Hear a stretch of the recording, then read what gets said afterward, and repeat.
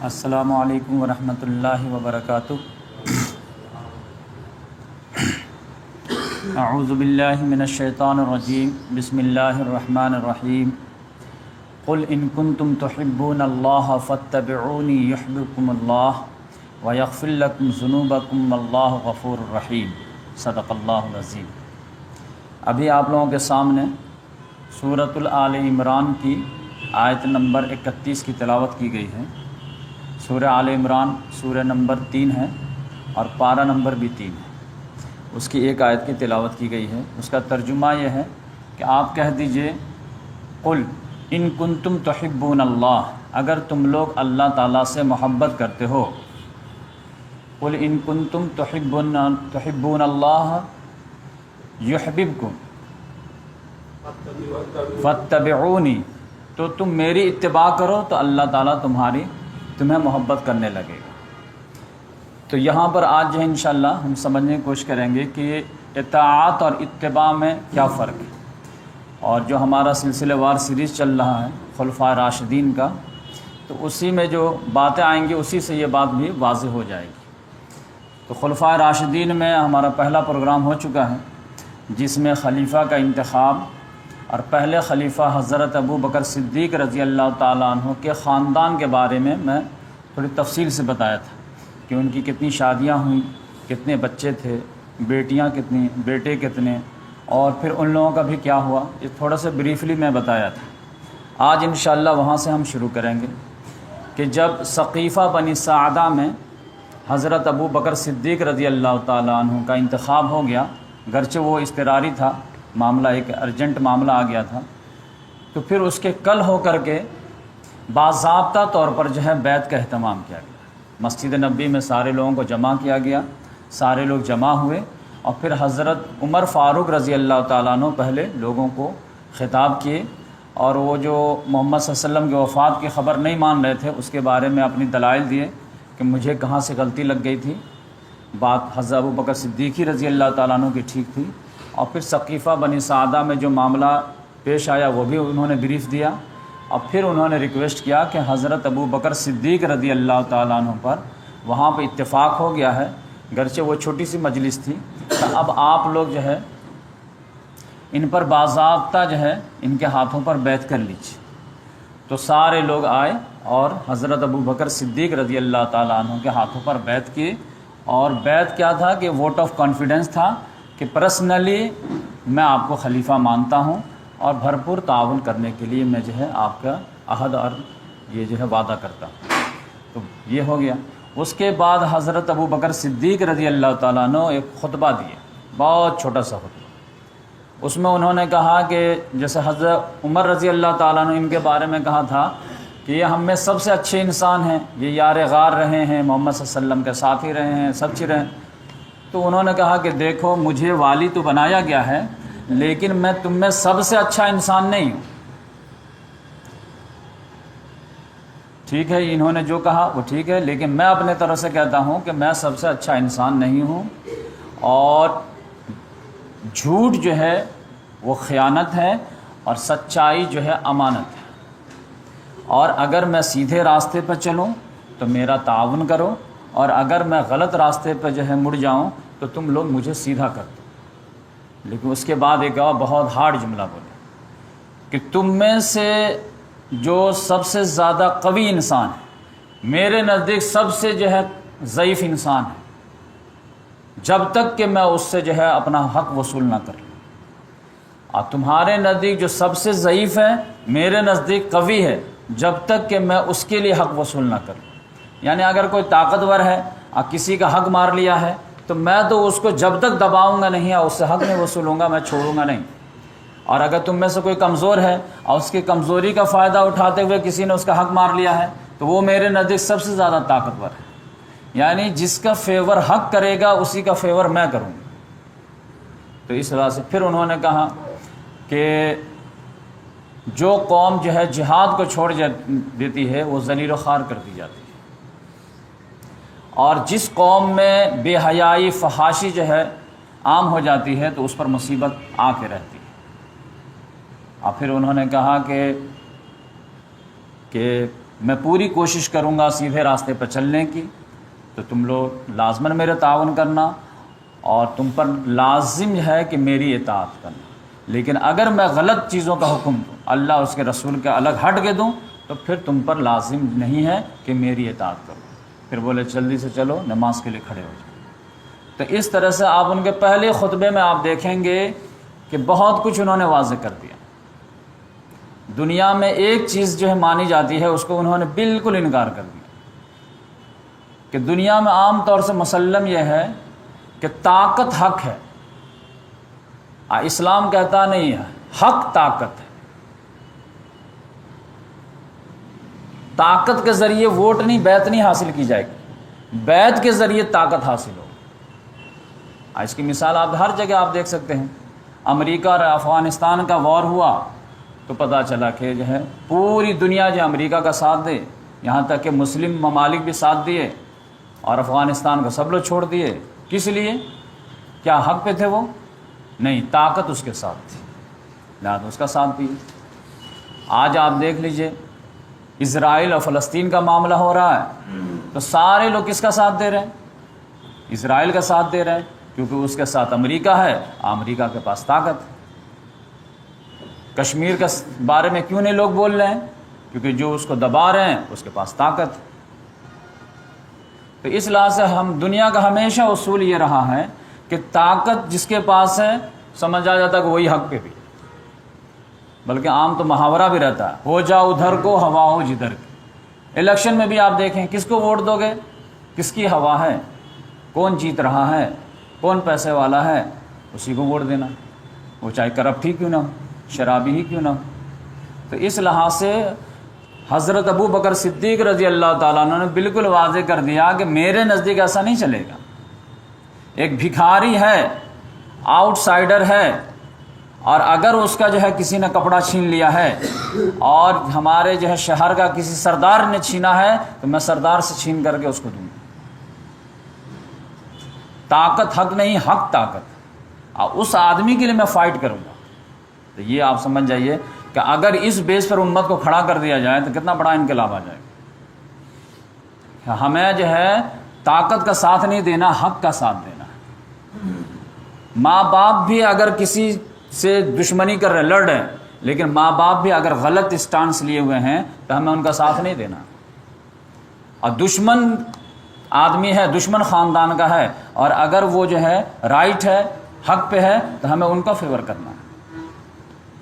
تو اس لحاظ سے یہاں پر حضرت ابو بکر صدیق رضی اللہ تعالیٰ عنہ پہلے خطبے میں بالکل جو ہے کرسٹل کلیئر کر دیے کہ ہمارے نزدیک حکومت چلانے کا جو ہے اسٹائل جو ہو وہ یہ ہوگا کہ طاقت حق نہیں، حق طاقت۔ اور میں انسان ہوں، محمد صلی اللہ علیہ وسلم نبی تھے تو وہ پروٹیکشن میں تھے، ان سے غلطیاں نہیں ہو سکتی تھی، لیکن میں انسان ہوں، مجھ سے غلطی ہو سکتی ہے۔ تو میں اگر صحیح چلوں تو تعاون کرنا لازم ہے، کیونکہ میں اسلامی مشن کو لے کے آگے چلوں گا، اور اگر غلط مڑ جاؤں تو پھر سیدھا کرنا بھی تم پہ لازم ہے۔ انہیں کہ گھر بیٹھ کے خالی اپوز کرو، پہلے مجھے سمجھاؤ گے، مجھے بتاؤ گے، وارن کرو گے، آگاہ کرو۔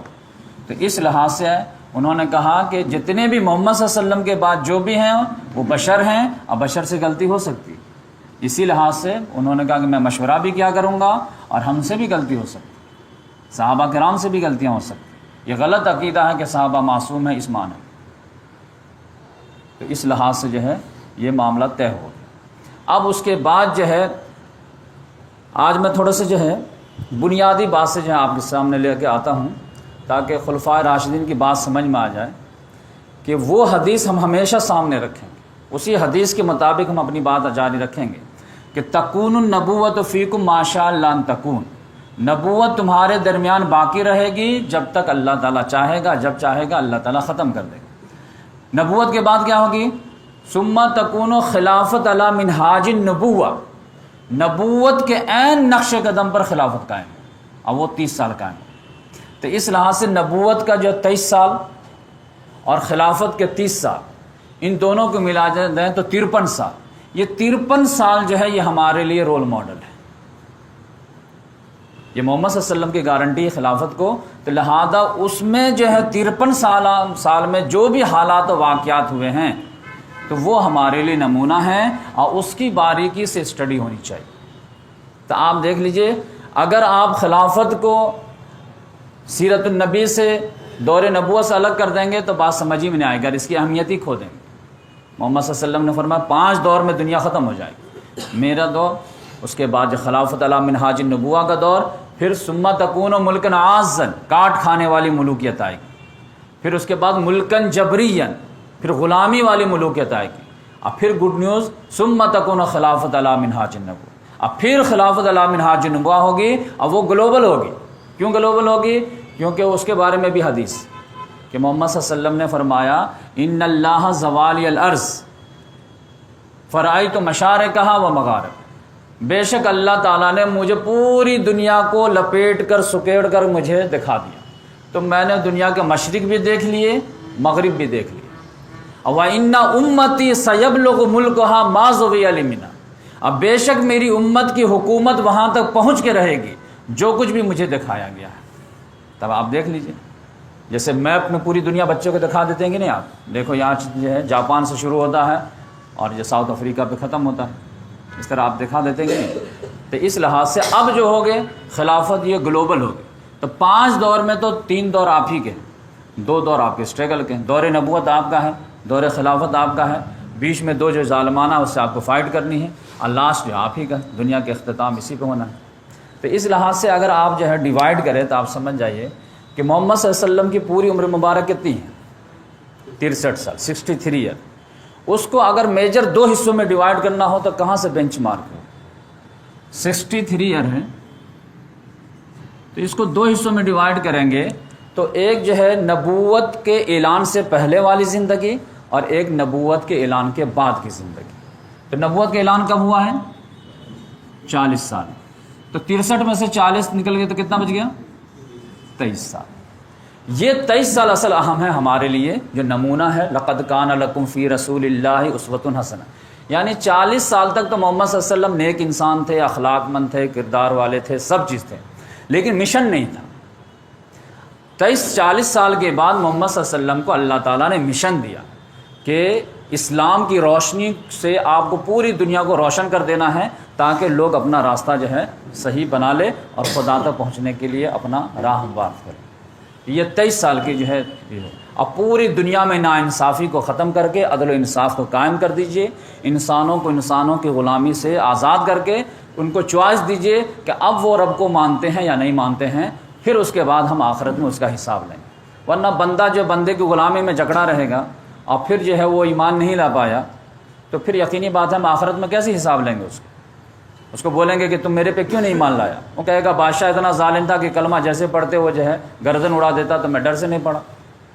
تو بات میں تو اس کے بھی دم ہے۔ تو اللہ تعالیٰ نے محمد صلی اللہ علیہ وسلم کو یہ بھی دیا کہ آپ کو اسلام کی روشنی بھی بکھیرنی ہے، اور نمبر 2 انسانوں کے غلامی سے آزاد بھی کرانا ہے، تاکہ اب اس کے پاس چوائس رہے کہ اپنی مرضی سے چاہے تو خدا کو مانے اور چاہے تو نہ مانے، لیکن اس کا پھر آخرت میں رزلٹ نکل جائے گا۔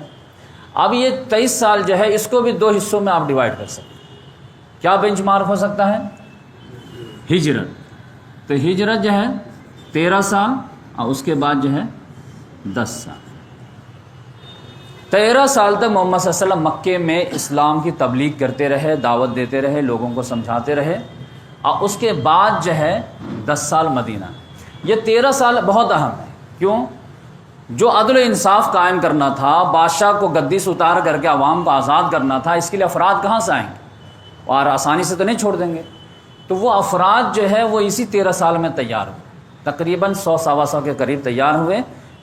لیکن پرابلم یہ تھا کہ یہ لوگ بکھرے ہوئے تھے، کسی فیملی میں ایک لڑکا ایمان قبول کر لیا، کسی خاندان میں ایک لڑکی ایمان قبول کر لی، کسی طائف میں کسی خاندان نے 4 آدمی نے ایمان قبول کر لیا، مکے میں کر لیا، ادھر کر لیا، یعنی یہ 100-125 لوگ تو تھے لیکن یہ بکھرے ہوئے تھے۔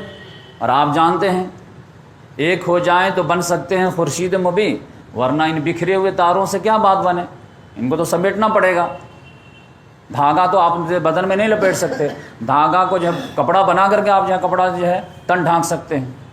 تو اس لحاظ سے اللہ تعالیٰ نے آرڈر دیا کہ آپ جو ہے ایک پوائنٹ پہ مرکز پہ جمع کیجیے ان تمام لوگوں کو، اور اللہ تعالیٰ نے ایک میسر بھی کر دیا۔ یثرب نام کا ایک شہر تھا، وہاں کے جو ہے ایک سائزیبل کوانٹٹی میں لوگوں نے ایمان قبول کر لیا۔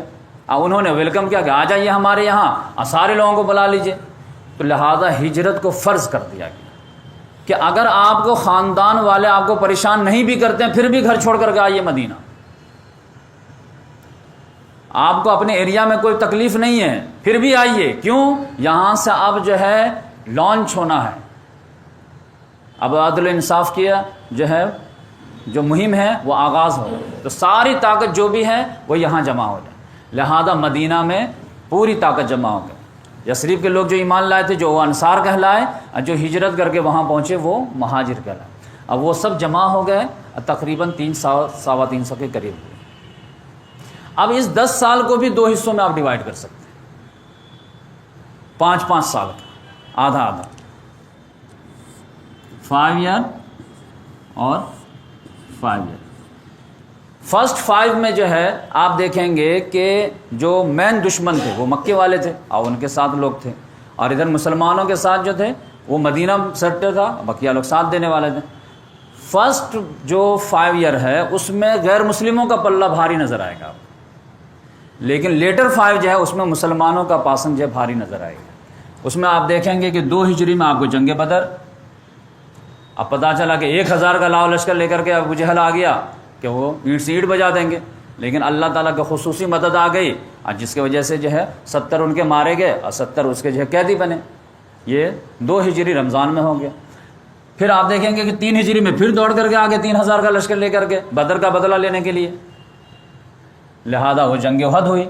لیکن شروع میں تو اللہ تعالیٰ نے فتح ہی دیا تھا وعدے کے مطابق، لیکن چند مسلمانوں کی غلطی کی وجہ سے جیتی ہوئی بازی ہارتے ہارتے کسی طرح بچ گئے، ڈرا ہو گیا معاملہ سمجھیں. لیکن جانی نقصان مسلمانوں کا بہت ہوا، 70 لوگ یہاں پہ شہید ہو گئے، بالکل برابر معاملہ ہو گیا. 2 سال کے بعد ان لوگوں نے مزید تیاری کیا، 10,000 کا لشکر لے کر کے 5 ہجری میں آ گئے. اب اتنا بڑا لشکر لے کر کے آ گئے کہ پورا مدینہ کی اینٹ سے اینٹ بجاتے تھے، کیونکہ مسلمان کی تعداد اس وقت مدینے میں عورت مرد بوڑھے بچے سب ملا لیتے تو 3000. تو اب یہ 10,000 جو ہے فائٹر کا مقابلہ کیسے کریں گے؟ لہٰذا مشورے کے ذریعے آپ جانتے ہیں خندق کھود کر کے کسی طرح ڈیفنس کر لیا گیا. یہاں تک ڈیفنس ہوا. 1 مہینہ تو یہ لوگ انتظار کرتے رہے کہ کوئی چانس مل جائے، اندر گھسنے کا موقع نہیں ملا. 3 طرف سے تو پہاڑی جو ہے نیچرل جو ہے ان کو سیفٹی تھی، سامنے سے شمال کی طرف سے پرابلم تھا، وہ خندق کھود کر کے اس کو سیف کر لیا گیا. 1 مہینے کے بعد اللہ تبارک و تعالیٰ نے ایک برفیلی ہوا طوفان بھیج دیا، جس کی وجہ سے ان کے جو تنابیں اکھڑ گئی، چولہے جو ہیں دیگچیاں الٹ گئی، اور ابو سفیان جو اس کا لیڈر تھا اس کو جو ہمت جواب دے گئی اور وہ رات ہی میں جا کے نکل گیا. تو اس طرح سے جو ہے یہ مسئلہ ٹل گیا. جنگ بدر، جنگ احد، خندق، یہ جیسے ہی گئے ہیں ویسے ہی محمد صلی اللہ علیہ وسلم نے گڈ نیوز دے دی ہے صحابہ کرام. Now table has turn. آج تک یہ ہم پر جو چڑھائی کر رہے تھے، ہم کو ڈیفنس کرنا پڑا تھا، اب ہم ان پر جو چڑھائی کریں گے. کیوں نہیں کریں گے؟ یہ کوئی جان بچانے کے لیے تو ہم مدینہ آئے نہیں تھے، یہ تو حق و باطل کی جنگ کے لیے آئے تھے. نہ ابھی حق پوری طرح جیتا ہے نہ باطل پوری طرح جیتا ہے، تو فائٹنگ تو جاری ہے، لیکن پوزیشن اب ہماری بھاری ہے، تو اب ہم ان کو ختم کریں گے. لہذا اب ہم جو ہے وہ آج تک یہ آتے تھے، یعنی محمد صلی اللہ علیہ وسلم کا اپنا انٹلیکٹ جو ہے بتا دیا کہ ان کی اب ایسی ہمت ہار گئی کہ انہوں نے لاسٹ کوشش کر کے جو سب سے بڑی فوج تیار کر لی تھی 10,000 کی. ورنہ جزیرہ نما میں 10,000 کی فوج جمع کرنا اس زمانے میں اتنا آسان نہیں تھا. تو اب دوبارہ جو ہے ہونے والا نہیں ہے. تو لہذا اب ہم جو ہے ان پر چڑھائی کریں گے. لہذا وہ اللہ تعالیٰ نے راستہ بتایا، کیونکہ اس پوری ریولوشن کا گائیڈ کون کر رہا تھا؟ اللہ تعالیٰ کر رہا تھا قرآن کے ذریعے سے. ان کو امپلیمنٹ کون کر رہے تھے؟ محمد صلی اللہ علیہ وسلم. محمد صلی اللہ علیہ وسلم ساتھ کون دے رہے تھے؟ 2 طرح کے لوگ، ایک انصار اور ایک مہاجر. تو یہ آپ سمجھ لیجیے. اللہ تعالیٰ نے کہا کہ دیکھو میں نے راستہ کھولا. 6 ہجری میں آپ جانتے ہیں کہ اللہ تعالیٰ نے خواب دکھا دیا محمد صلی اللہ علیہ وسلم کو کہ آپ عمرہ کر رہے ہیں، لہذا عمرہ کے لیے نکلے، اور 6 ہجری میں صلح حدیبیہ ہو. وہ لوگ کہے کہ ہم عمرہ نہیں کرنے دیں گے، ٹھیک ہے، لیکن وہ مسلمانوں کو بہت بڑی فتح مانی گئی کہ دشمن آپ کو ریکگنائز کر رہا ہے کہ آپ بھی ایک طاقت ہیں جس سے سمجھوتا کرنا پڑے گا، وہ بھی اپنے ایریا میں. اس کے بعد جو ہے 7 ہی ہجری میں محمد صلی اللہ علیہ وسلم کے 2 مین دشمن تھے، ایک یہود اور ایک قریش. یہود کے 10 سال کے لیے ہاتھ بن گئے، لہذا اب جو ہے آزادی ہو گئی تو یہود سے جو نوٹس لے لیے. اور 7 ہجری میں خیبر فتح ہو گیا. یہود کا معاملہ ہو گیا۔ 8 ہجری میں آپ جانتے ہیں کہ 6 ہجری کے بعد ہی جیسے صلح حدیبیہ ہوئی ہے اس کے بعد محمد صلی اللہ علیہ وسلم فوراً خطوط لکھنا شروع کر دیں لوگ بادشاہ کو جو خطوط لکھے تو مختلف رسپانس آیا، کسی نے جو ہے خط کو گلے سے بھی لگایا، کوئی ایمان بھی قبول کیا، لیکن کسی نے پھاڑ کے بھی پھینک دیا، اب کوئی جو ہے سفیر کو بھی قتل کر دیا۔ اسی میں سے ایک سفیر تھے، ان کا نام تھا حارث بن عمیر ازدی، حارث بن عمیر ازدی۔ ان کو بھیجا گیا تھا بصرہ کے جو ہے ایک بادشاہ تھا ان کے پاس، لیکن یہ جب جا رہے تھے تو راستے ہی میں جو ہے جو اردن ہے، جارڈن ہے، وہاں کا ایک جو ہے رومن امپائر کا جو ہے سمجھیے گورنر تھا، اس کا نام تھا شرحبیل بن امر، شرحبیل بن امر۔ اس نے ان کو قتل کر دیا، ان کا مال وغیرہ لوٹ لیا اردن میں، جارڈن میں۔ اس زمانے میں اس کا نام بلقا تھا۔ تو یہ جب یہ کر دیا، یہ تو محمد صلی اللہ علیہ وسلم نے کہا کہ یہ سفیر کا قتل تو اعلان جنگ ہے، لہذا عیسائیوں سے جنگ کا آغاز ہو گیا۔ ابھی تک جو ہے مشرکین مکہ سے جنگ اور یہودیوں سے جنگ۔ مشرکین مکہ سے تو ابھی جو صلح ہو گئے ہیں، اس کے ہاتھ بن گئے 10 سال کے لیے، یہودیوں کا چیپٹر کلوز ہو گیا ہے۔ محمد صلی اللہ علیہ وسلم نے کہا کہ یہ ہمارے سفیر کو قتل کر دیا ہے رومن امپائر کے گورنر نے، تو گرچہ وہ بہت بڑی طاقت ہے لیکن میں تو اس کو اعلان جنگ سمجھتا ہوں اور اس جنگ کو میں قبول کرتا ہوں۔ لہذا انہوں نے کہا ایک فوج تیار کرو، تو 3000 کی ایک فوج تیار ہوئی کہ جاؤ اور اردن میں جا کر کے اس سے بدلہ لو۔ اور اس کا کمانڈر کس کو بنائے؟ خطرات معلوم تھے کہ رومن امپائر سے جیتنا اتنا آسان نہیں ہے، رومن لیجن پوری دنیا میں مشہور ہے، جیسے امریکن فورس ایسے رومن لیجن اس زمانے۔ محمد صلی اللہ علیہ وسلم نے زید بن حارثہ، جو منہ بولے بیٹے تھے اپنے بیٹے کے مانند، ان کو بولے بیٹا تم جاؤ۔ اب بولے کہ اگر یہ شہید ہو جائیں تو پھر جعفر طیار کو کمانڈر بنانا، اور اگر وہ بھی شہید ہو جائیں تو پھر عبداللہ بن رواحہ کو جو ہے ان کو بنانا، اور وہ بھی شہید ہو جائیں تو پھر جن کو مرضی تم اپنے حساب سے بنا لینا مشورے سے۔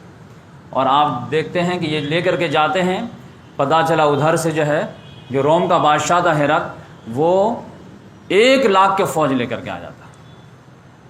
وہ تو قسطنطنیہ کا تھا لیکن ادھر 1 لاکھ فوج لے کر کے آ گیا، اور اس ایریا میں سے بھی اس کو 1 لاکھ فوج میسر ہو، تقریباً 2 لاکھ فوج اس کے اندر۔ اب سوال یہ پیدا ہوا کہ 3000 کی فوج 2 لاکھ سے کیسے ٹکرائے گی؟ لیکن عبداللہ بن رواحہ تھوڑے جوشیلے ٹائم کے تھے، انہوں نے کہا کہ بھائی گھر سے کس لیے نکلے، مال غنیمت کے لیے یا شہادت کے لیے؟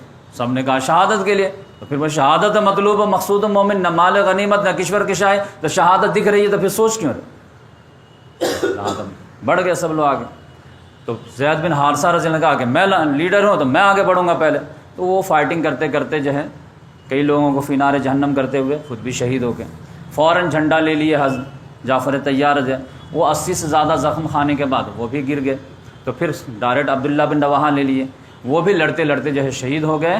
تو پھر مشورہ ہوا کہ اس طرح تو ہم سب مر جائیں گے، اور 2 لاکھ کی فوج نے اس 3000 فوج کو چاروں طرف سے گھیر لی کہ ایک بھی بچ کے جانا نہیں پا، ہمارے ایریا میں آ کے ہم کو تھریٹ دیں گے، لہٰذا پورا کو گول کر دو۔ لیکن لوگوں نے مشورہ کیا کہ اب کس کو بنایا جائے، اور محمد صلی اللہ علیہ وسلم لائیو ڈاکومنٹری دے رہے تھے، ٹیلی کاسٹ کر رہے تھے مسجد نبوی سے بیٹھ کے کہ میرا زید شہید ہو گیا، جعفر شہید ہو گیا، عبداللہ بن رواحہ شہید ہو، ان کے بھی فیملی کو جا کے خبر دے دو۔ لیکن فوراً جو ہے ہونٹوں پہ مسکراہٹ آئی کہ اب جو ہے کمانڈری اس کے ہاتھ میں آ گئی ہے جو سیف من سیوف اللہ ہے، اللہ کی تلواروں میں سے ایک طرح، اب انشاءاللہ کچھ نہیں ہوگا۔ لہذا خالد بن ولید رضی اللہ تعالیٰ عنہ جو ہے کسی طرح چکما وکما دے کر کے پوری فوج کو بچا کے لے کر کے لے آئے۔ لیکن وہی بچا کے لے آئے تو مدینے والے ان کو کنکڑی مارتے تھے، بھگوڑے ہیں، بزدل ہیں۔ محمد صلی اللہ علیہ وسلم نے کہا بزدل نہیں ہے، نہ بھگوڑے ہیں، یہ لوگ چھوٹی جماعت بڑی جماعت سے ملنے کے لیے آئے ہیں۔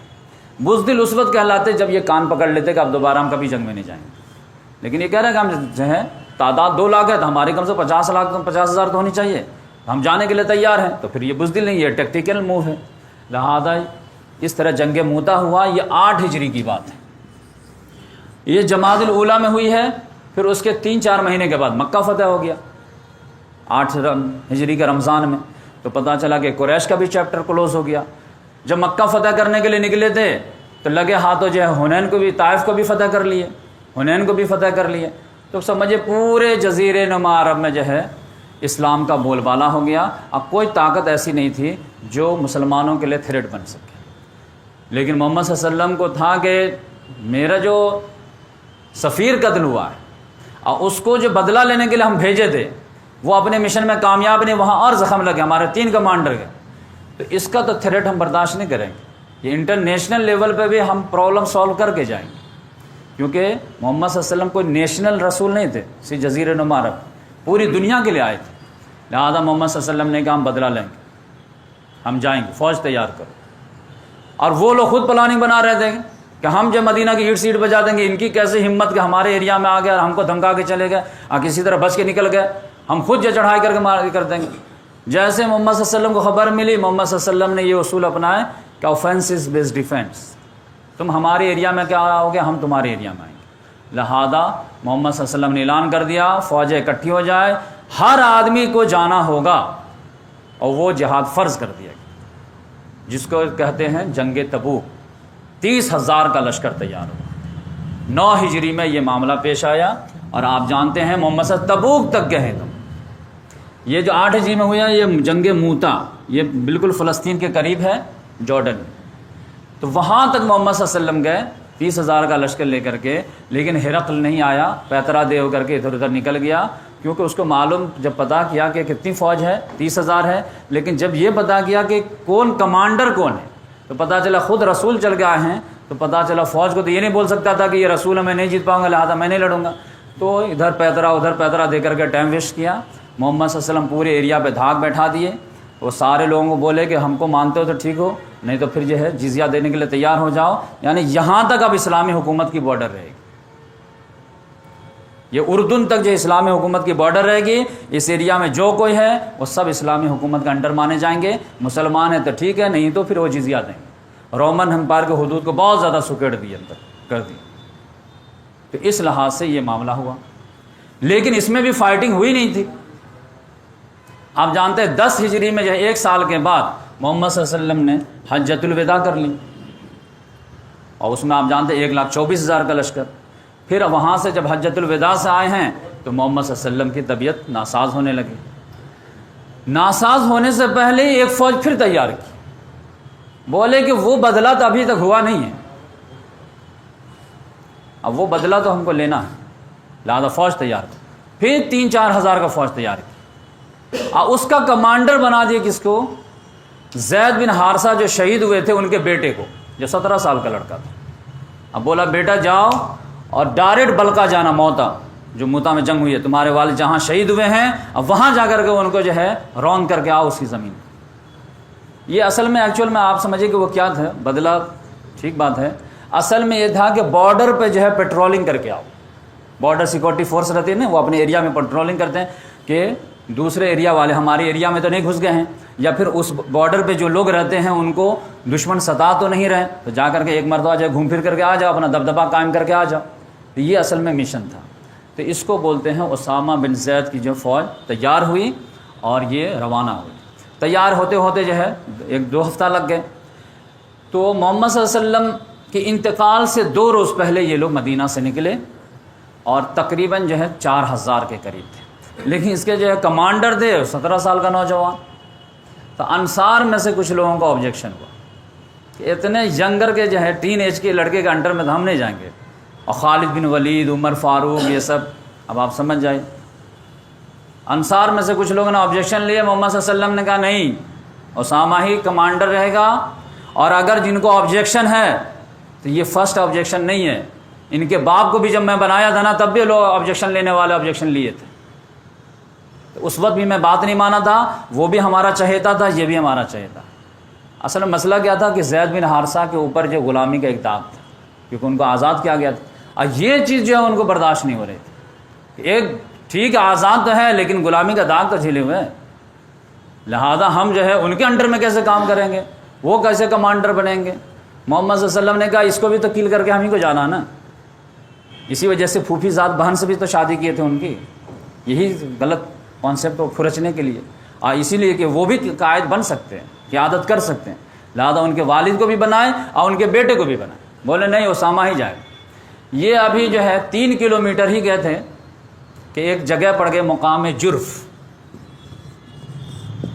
یہاں پر گئے 2 روز میں یہ پورے بیٹھے، وہاں پر سے جو ہے اب روانہ ہونا تھا شمال کی طرف کہ محمد صلی اللہ علیہ وسلم کی طبیعت کے ناسازگی کی خبر آنی شروع ہو گئی کہ اب زیادہ طبیعت خراب ہو رہی ہے، اب زیادہ جانتے ہیں 3-4 روز پہلے سے خراب ہونے لگی، تو یہ لوگ انتظار کرنے لگے کہ دیکھ لیتے ہیں، ورنہ پتہ چلا کہ ادھر گئے اور یہ محمد صلی اللہ علیہ وسلم اللہ کے پیارے ہو گئے تو پتہ چلا کہ جو آخری دیدار سے بھی محروم رہ جائیں گے، جنازے سے بھی محروم رہ جائیں گے، بڑی بدقسمتی ہو جائے گی، تو تھوڑا ویٹ کر لیتے ہیں۔ اور ہوا بھی وہی کہ 2 روز کے بعد محمد صلی اللہ علیہ وسلم کا انتقال ہو گیا۔ تو یہ لوگ پھر واپس آ گئے تو اس کے بعد جو ہے آپ جانتے ہیں کہ تجہیز و تکفین میں 3 دن لگے تھے، وہ پورا میں لیکچر آپ کو بتا چکا ہوں۔ اب اس کے بعد اسی 3 روز کے بیچ میں جو ہے جنازے سے پہلے ہی جو ہے ایکسیڈنٹل طور پر جو ہے خلیفہ کا انتخاب بھی ہو گیا تھا، اور خلیفہ کا انتخاب بھی میں بتا چکا ہوں اور ان کے خاندان کے بارے میں بھی بتا چکا ہوں۔ تو یہ میں اپنا جو ہے تقریباً میں 20-25 لیکچر دوں گا خلفاء راشدین پر، تو یہ میں بیک گراؤنڈ جو ہے تیار کر لیا ہوں کہ اسی کا کنٹینیوشن اب خلافت راشدہ ہوگا۔ 3 روز کے بعد جیسے ابو بکر صدیق رضی اللہ تعالیٰ عنہ خلیفہ بنے، پہلا آرڈیننس کیا جاری کیا؟ پہلا آرڈیننس جاری کیے کہ ایک آدمی کو بولے کہ جا کر کے پورے گلیوں میں اعلان کر دو کہ جو لوگ بھی اسامہ کا لشکر میں نکلے تھے اور مقام جرف سے واپس آئے ہیں سب وہاں پہنچ جاؤ، فوج روانہ ہوگی۔ اب یہ نیوز جو ہے لوگوں پہ بجلی بن کے گر گئی، لوگوں کو بات ہی سمجھ میں نہیں آ رہی تھی۔ بات کیوں نہیں سمجھ میں آ رہی تھی کہ آپ کو اندازہ نہیں ہوگا، ابھی بات کھلے گی تو اندازہ ہوگا کہ محمد صلی اللہ علیہ وسلم کی جیسی طبیعت زیادہ خراب ہونے لگی تھی، اسی وقت سے جو ہے منافقین جو دبے ہوئے تھے وہ پھڑپھڑانا شروع کر دیے تھے۔ وہ تو آپ جانتے ہیں کہ حضرت عمر رضی اللہ تعالیٰ عنہ جو ہے عجیب کیفیت میں آ گیا، جس کی وجہ سے ان کے وفات کے وقت جو ہے منافقین دبے رہے، ورنہ تو وہ بالکل جو تیار ہو گئے تھے میں لیڈر ہٹا کیوس کریٹ کر دو۔ آپ جانتے ہیں مدینے میں کتنے منافقین، اور سورہ توبہ پڑھیے آپ، آیت نمبر 100 101 102، اللہ تعالیٰ نے بتایا تھا کہ مسلمانوں میں آپ نے مت سمجھے کہ سب ابو بکر صدیق ہیں، 3 کیٹیگری کے لوگ ہیں، مخلصین صادقین جو ہے ایک ہی گروپ ہے، ورنہ ایک پکا منافقین ہے، اور دوسرے نمبر پر خلط ملت ہے، جو چاہے اس کو اپنا کنونس کر لے، اپنے حساب سے لے جائے۔ تو یہ منافقین تو وقت کا انتظار ہی کر رہے تھے، اس سے زیادہ گولڈن اپرچونٹی کیا کہ محمد صلی اللہ علیہ وسلم کی آنکھ بند ہو گئی، تو منافقین تنتنانے لگے تھے، اپنے جو ہے ساز باز سازش وغیرہ میٹنگیں وغیرہ شروع ہو گئی۔ پھر قبائل کے قبائل جیسے آئے تھے اسلام کے فولڈ میں، اذا جاء نصر اللہ والفتح ورأیت الناس يدخلون فی دین اللہ افواجا فسبح بحمد ربک واستغفر، تو یدخلون فی دین اللہ افواجا جیسے ہوا تھا وہ یخرجون فی دین اللہ من دین اللہ اخراجا ہو گیا۔ جیسے فوج در فوج آئے تھے ویسے فوج در فوج واپس ہونے لگے، نہیں ہم کو نہیں پسند ہے اسلام، ہم آج دیکھے لیکن اچھا نہیں لگا ہم کو، اس میں تو زکوٰۃ دینا پڑتا ہے، اس میں تو یہ پابندی ہے، تو اس میں تو یہ پابندی ہے، تو یہ کچھ کرنے ہی نہیں دیتے، نہیں ہم اپنے ایریا میں ہم اپنا رسم و رواج ٹھیک ہے، اپنا باپ دادا کا دین ہی ٹھیک ہے، اپنا یہ ٹھیک ہے۔ پتہ چلا کہ بحرین میں بغاوت ہو رہی ہے، وہاں کے لوگ مرتد ہو رہے ہیں، قطر کے سائڈ میں مرتد ہو رہے ہیں، ادھر مرتد ہو رہے ہیں، یعنی جو دور دراز ایریا تھا پورا جزیرہ نما عرب کے جو دیہاتوں کا ایریا تھا ریگستانی، ہر جگہ بغاوت آ رہی۔ بغاوت کیا؟ اسلام سے جا رہے ہیں، ہم مرتد ہو رہے ہیں، بہت بڑی تعداد۔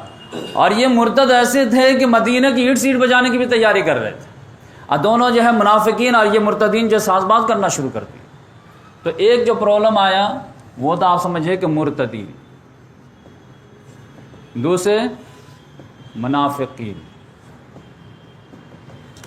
تیسرے نمبر پر جو ہے کچھ لوگوں نے لگا کہ سردار تو تھے اپنے ایریا کے، ایمان بھی قبول کر لیے تھے، لیکن ان کو دیکھے کہ محمد صلی اللہ علیہ وسلم بھی سردار تھے، لیکن جیسے دل سے لوگ ٹوٹ کے محبت کرتے تھے ویسے ہمارے فالوور ہم کو محبت نہیں کرتے، ہماری بات تو مانتے ہیں ڈر سے لیکن دل سے ایسے لائق محبت نہیں کرتے، لیکن محمد صلی اللہ علیہ وسلم سے کرتے ہیں لوگ۔ کیوں؟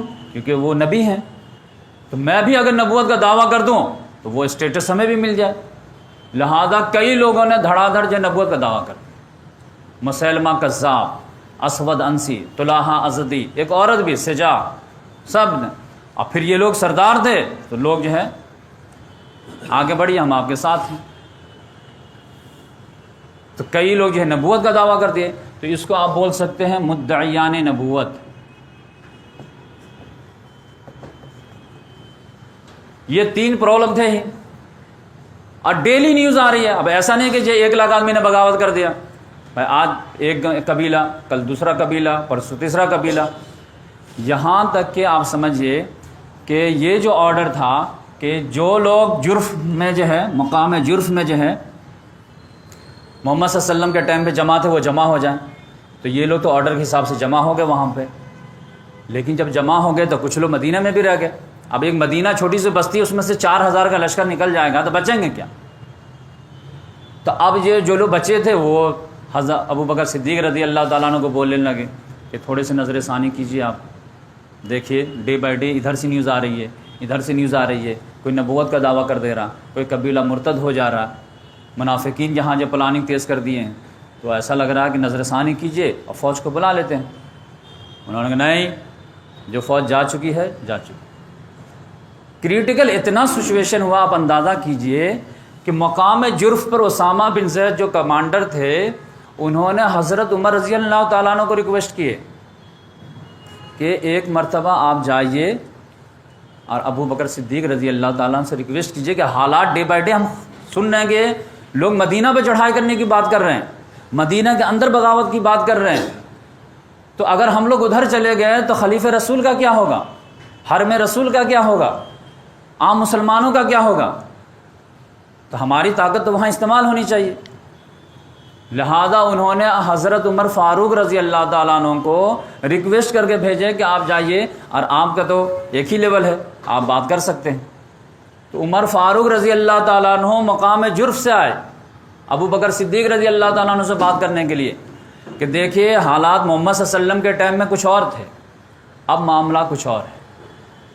آپ جانتے ہیں نا کہ ورلڈ کپ کے میچ رہتے ہیں, اور آپ کو اگر جو ہے شروع میں 7 میچ کھیلنے ہیں, اب 5 میچ کے بعد آپ جو سیمی فائنل میں چلے جاتے ہیں جیتنے کے بعد, اور کوئی ٹیم 5 میچ لگاتار جیت جاتی ہے, لیکن کھیلنے تو اس کو 7 میچ ہیں, تو اب 2 میچ میں کیا کرتے ہو, مین بیٹسمین کو بیٹھا دیتے اور نئے بیٹسمین کو جو ہے وہ چانس دے دیتے تاکہ تو بھی کھیل لے.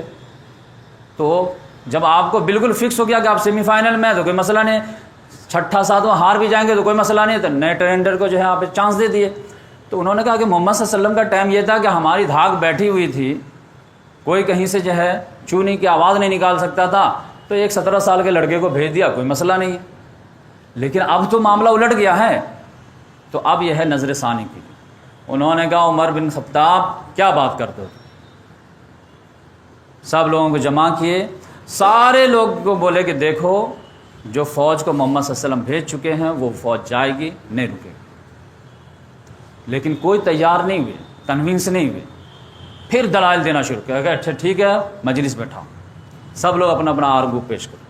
سب لوگوں نے جو ہے حالات کا جائزہ لیے, پورا سمجھایا کہ دیکھیں یہ دن ہے, یہ رات ہے, یہ معاملہ ہے, یہ سچویشن ہے. ساری کی بات سن لیے کہ ٹھیک ہے میں سوچ کے بتاتا ہوں, چلیے آپ لوگ جائیے. جانے کے بعد پھر مسجد نبوی میں بلائیں.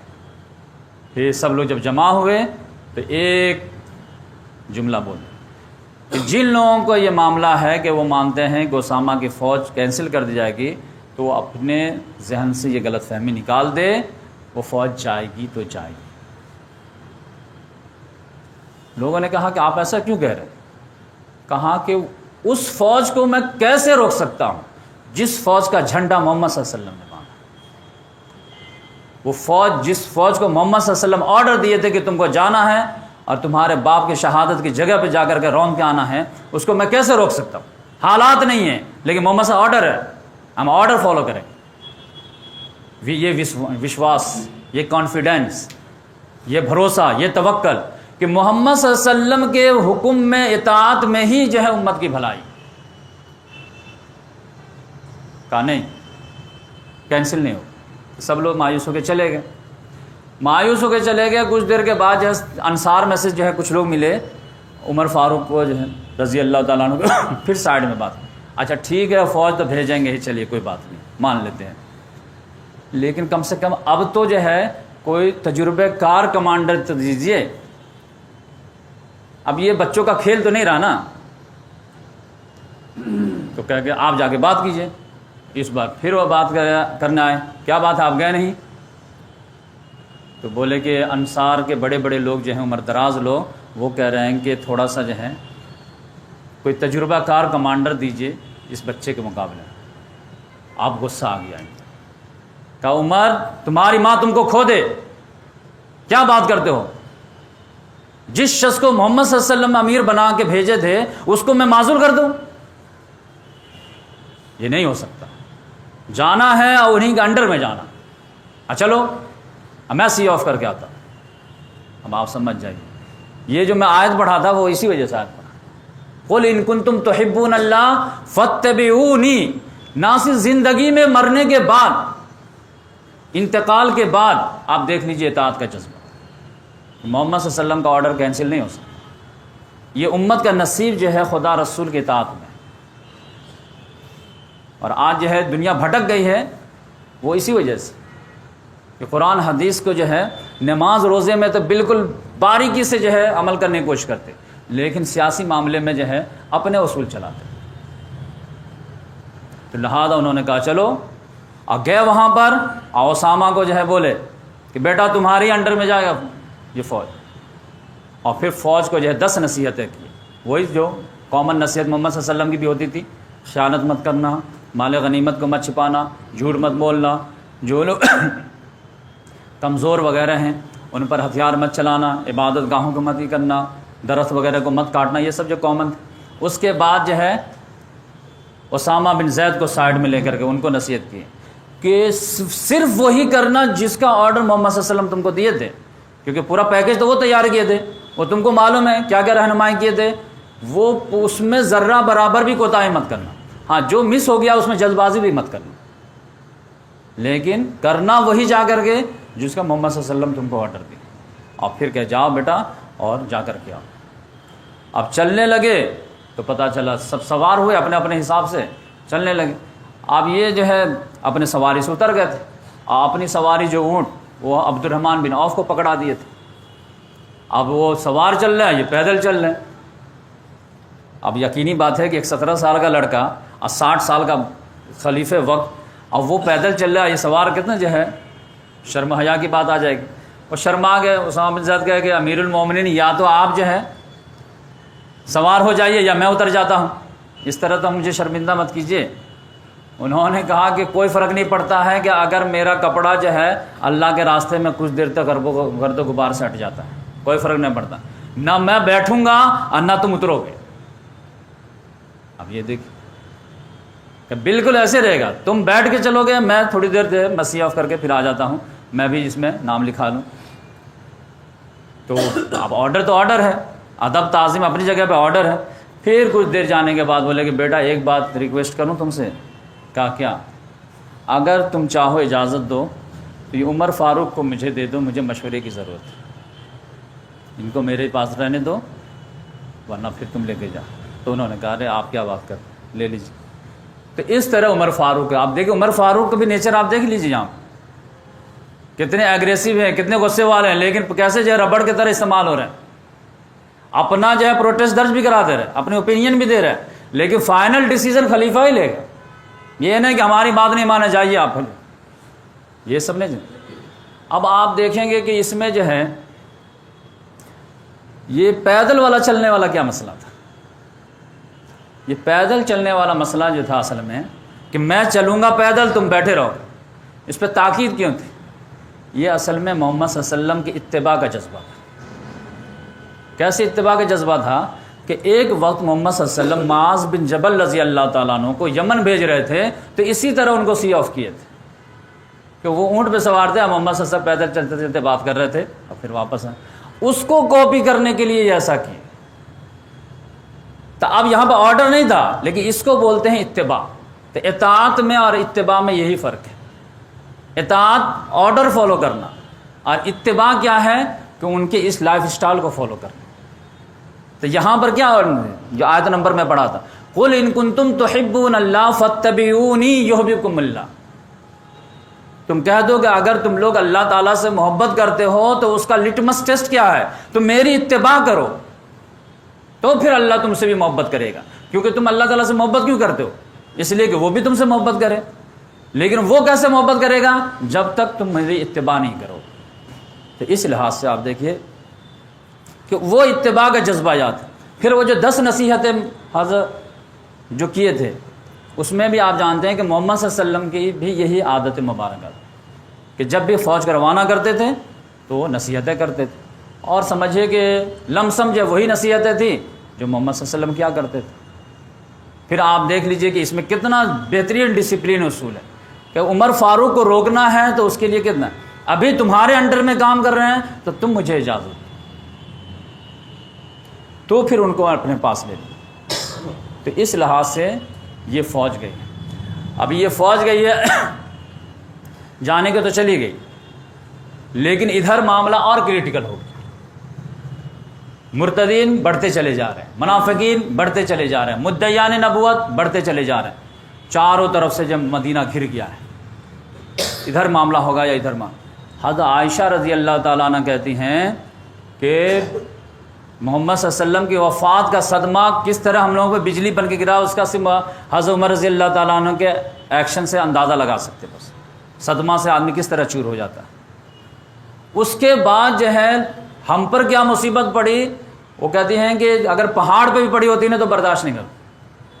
اور صحابہ کرام کی حالت کیسی ہو گئی تھی مدینے میں معلوم ہے، جیسے بارش کی رات میں بالکل کالی رات ہو اور بارش ہو رہی ہو اور لوگ جنگل میں ہو اور بھیڑیا کا خوف ستا رہا ہے، جیسے بھیگی بکری جو ہے ہو جاتی ہے اس کی حالت، ویسے صحابہ کرام کی ہو گئی تھی کہ رات میں اٹیک یا دن میں اٹیک، پتہ ہی نہیں چل رہا تھا کدھر سے اٹیک۔ یہ سچویشن تھی، اور اس میں انہوں نے کہا نہیں، محمد صلی اللہ علیہ وسلم کا جو آرڈر ہے وہ فالو ہوگا۔ لوگوں نے جب ضد کیا تو انہوں نے کہا کہ عمر فاروق، اگر مجھے یہ یقین ہونا کہ یہ سب دھیرے دھیرے منافق ہو جائیں گے مدینے کے لوگ، اب میں تنہا رہ جاؤں گا، اب مجھے یقین ہو جائے کہ مجھے بھیڑیے کھا جائیں گے، کتے نوچ کے کھا جائیں گے، پھر بھی میں فوج روانہ کروں۔ یہ جب عزم دیکھے نا تو سب نے کہا کہ جانے دیجیے، لیکن معاملہ ٹلا نہیں، ابھی اور عشق کے امتحان تھے۔ عشق کے امتحان یہ تھے کہ اور بھی قبیلے مسلمانوں کے آنے لگے۔ تو اب دور سے آ رہا ہے قبیلہ، بھائی مسلمان دکھ رہا ہے، لیکن یہ کیوں آ رہے بھائی؟ ادھر سے وفد آ رہا، ادھر سے آ رہا، ادھر سے آ رہا، پتہ چلا 4-5 قبیلہ جمع ہو گیا مدینہ مسجد نبوی میں جمع ہوئے۔ بھائی آپ لوگ کس لیے آئے ہیں؟ دیکھیے محمد صلی اللہ علیہ وسلم پر ہم لوگ ایمان لائے تھے، ان کی بات جو تھی تصدیق کیے، انہوں نے زکوٰۃ ہم پہ لاگو کیا، ہم وہ بھی مان لیے، لیکن اب محمد صلی اللہ علیہ وسلم نہیں رہے، تو اب یقینی بات ہے کہ اب ہم اپنے ایریا کے اپنے مالک ہیں اور نماز روزہ تو کرتے رہیں گے، لیکن جو ہے زکوٰۃ نہیں دے پائیں گے۔ ہم اپنے محنت سے اپجاتے ہیں، اپنے حساب سے کھائیں گے۔ کسی نے کہا کہ ٹھیک ہے زکوٰۃ دے دیں گے لیکن اپنے ہی میں بانٹ دیں گے، سینٹر کو حوالے نہیں کریں۔ کسی نے کہا کہ اتنا دیں گے اتنا نہیں دیں گے۔ اب یہ ایک الگ مسئلہ آ گیا کہ زکوٰۃ نہیں دو۔ جیسے ہی سب لوگ بات ختم کیے، عمر اس میں تو لگا کہ یہ ہل جائیں گے۔ حضرت ابو بکر صدیق رضی اللہ تعالیٰ عنہ نے کہا کہ یہ تمہاری ریکویسٹ قبول نہیں ہوگی، تم کو زکوٰۃ دینا ہوگا۔ انہوں نے کہا نہیں، آپ ہمارے ایریا سے جو محصولین زکوٰۃ ہے وہ سب کو واپس بلا لیجیے۔ کہا کوئی واپس نہیں آئے گا، آئے گا تو پھر تلوار لے کے جائے گا، اور سب کا دماغ ٹھیک کر دوں گا میں۔ جو زکوٰۃ محمد صلی اللہ علیہ وسلم کے ٹائم پہ دیتا تھا، اگر بکری دیتا تھا اور بکری کا بچہ دیتا تھا، اور آپ بولے کہ میں بکری دوں گا بچہ نہیں دوں گا، تو بچے کے لیے میں جہاد کروں گا، جاؤ یہاں سے، ابھی زکوٰۃ تم بھیجتے ہو یا میں فوج بھیجتا ہوں۔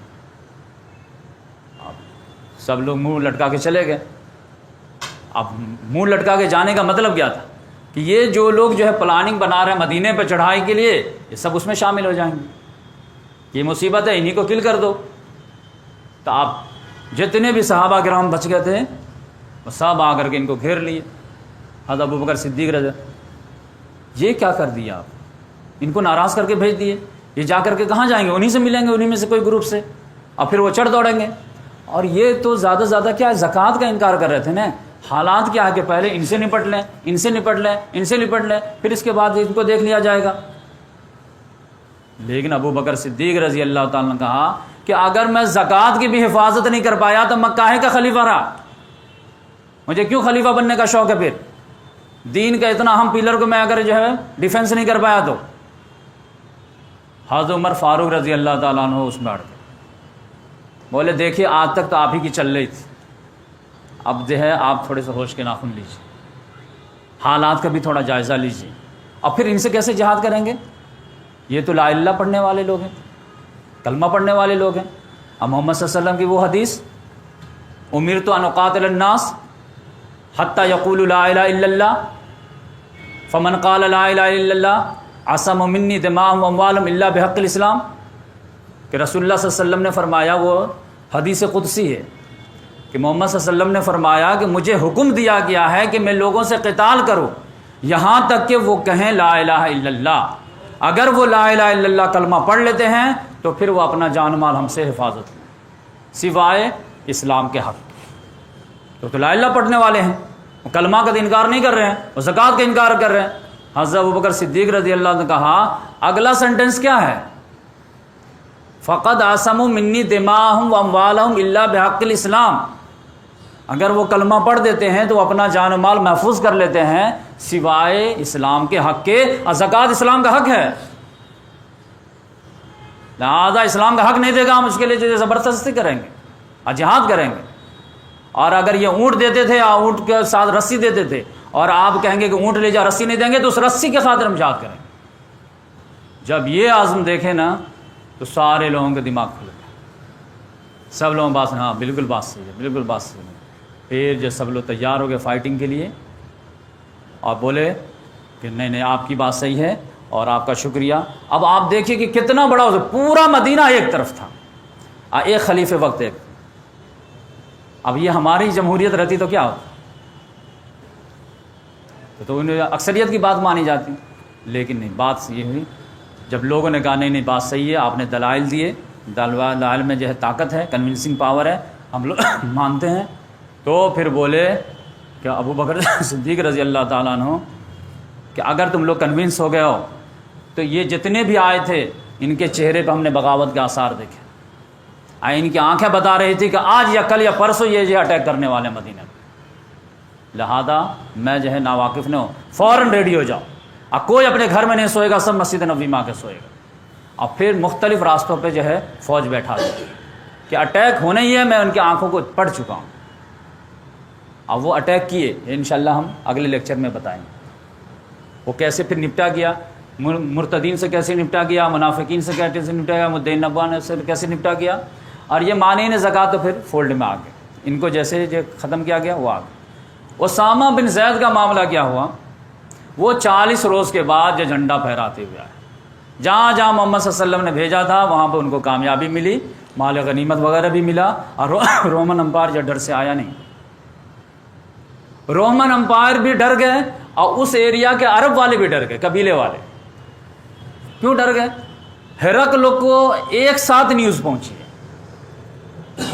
ابھی نیوز پہنچی ہے کہ رسول کا انتقال ہو گیا، لیڈر گیپ ہے، تو اب تیاری شروع، لیکن 2 گھنٹے 3 گھنٹے کے بعد پتا چلا کہ اس کی فوج تمہارے بارڈر پہ ہے۔ وہ سر پکڑ کے بیٹھ گیا کہ یہ کیسی قوم ہے کہ اس کے نبی کا بھی انتقال ہوا ہے، اس کی فوج جو ہمارے بارڈر پہ گھوم رہی ہے، اس کا مطلب یہ ہے کہ اندر طاقت ہے تبھی تو بھیجی ہے۔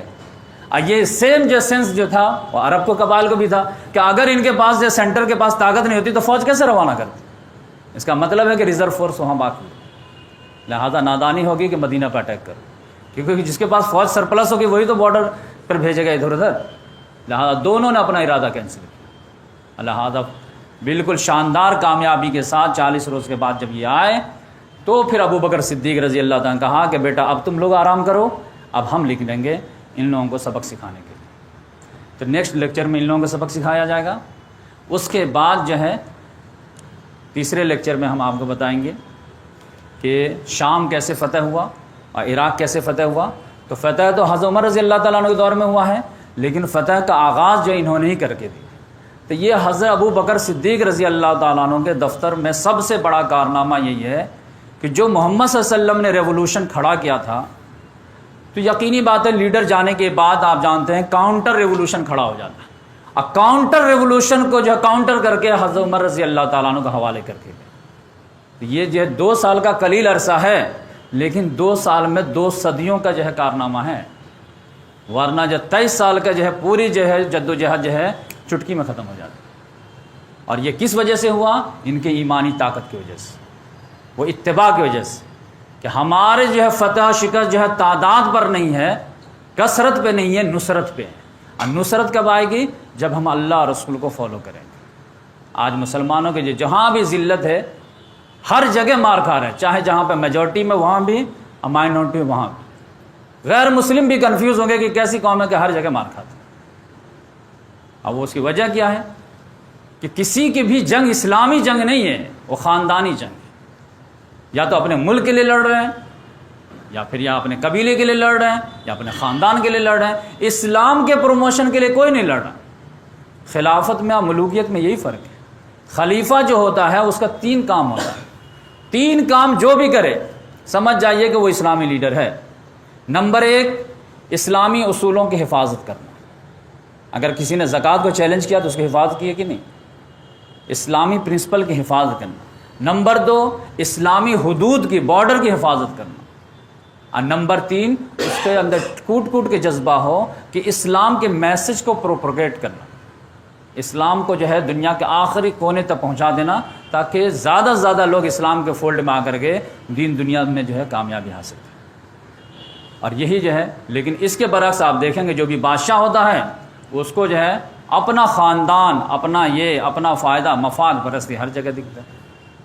تو اس لحاظ سے جو ہے آپ کو خلیفہ سمجھنے میں اور ملوکیت سمجھنے میں زیادہ فرق نہیں آئے گا. تو امید کرتے ہیں کہ کچھ باتیں جو ہیں آغاز ہو گئی ہیں. اس کے بعد جو ہے عمر فاروق کا بتائیں گے، عثمان غنی کا بتائیں گے، علی مرتضیٰ کا بتائیں گے.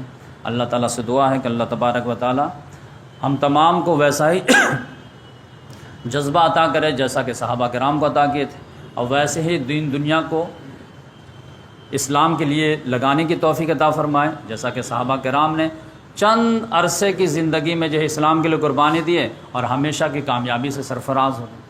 آج آپ دیکھ لیجئے کہ جانے کو تو سب دنیا سے گئے. بلال رضی اللہ تعالیٰ عنہ بھی گئے، صہیب رومی بھی گئے، سلمان فارسی بھی گئے، سب گئے. اور اسی کے ساتھ ابو جہل بھی گیا، ابو لہب بھی گیا، امیہ بن خلف بھی گیا، ہرقل بادشاہ بھی گیا، خسرو پرویز بھی گیا. لیکن لکی کون رہا؟ یہ بلال رضی اللہ تعالیٰ عنہ لکی تھے یا ہرقل بادشاہ لکی تھے؟ تو اسی لحاظ سے آج بھی ہمارے سامنے یہ ہے کہ ہم بھی جو ہے بیٹھے بیٹھے رہیں گے کہ ہماری قربانی نہ ہو جائے تو زیادہ زیادہ کتنا بھی. تو اسی لیے کہا جاتا ہے کہ تو بچا بچا کے نہ رکھ اسے، تیرا آئینہ ہے وہ آئینہ، کہ شکستہ ہو تو عزیز تر ہے نگاہ آئینہ ساز میں.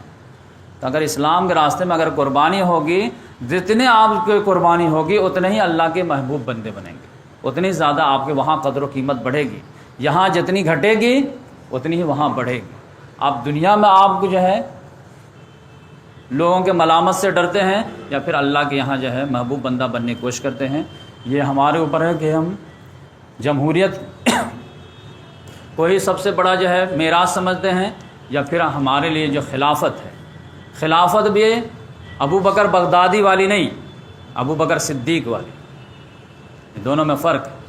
ابو بکر بغدادی کی خلافت نے لوگوں کو، اسلام کو بھی بدنام کیا، مسلمان کو بھی بدنام کیا.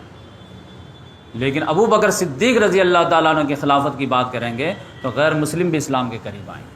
اور آپ دو ٹوک انداز میں کہیں کہ ہم خلافت کی بات ابو بکر بغدادی والی نہیں کر رہے ہیں، ہم ابو بکر صدیق والی کر رہے ہیں، عمر فاروق والی کر رہے ہیں، عثمان غنی والی کر رہے ہیں، علی مرتضیٰ والی کر رہے ہیں. اور یہ اگر جرم ہے تو یہ جرم کرنے کے لیے ہم تیار ہیں. وآخر دعوانا الحمدللہ.